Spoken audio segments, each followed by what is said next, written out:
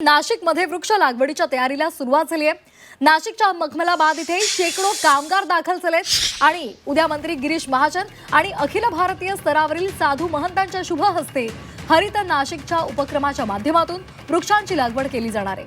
वृक्ष लागवडीच्या पार्श्वभूमीवर मनपा प्रशासनाने तयारी सुद्धा केलेली आहे। तपोवनामधील झाडांच्या बदल्यामध्ये शहरामध्ये 15,000 झाडं लावली जाणार आहेत आणि त्यापैकी 2,000 झाडं नाशिक शहरामध्ये दाखल झाली आहेत।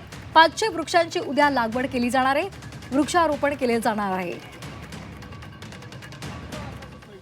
हरित नाशिक या उपक्रमाअंतर्गत 15,000 नवीन झाडांची लागवड करण्यात येणार आहे आणि त्याचा शुभारंभ उद्या अखिल भारतीय स्तरावरच्या साधू महंतांच्या शुभ हस्ते पार पडणार आहे।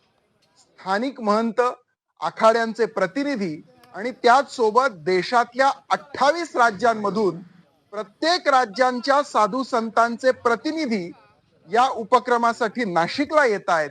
त्या प्रत्येकाच्या हस्ते नवीन वृक्षाची लागवड करण्यात येणार आहे।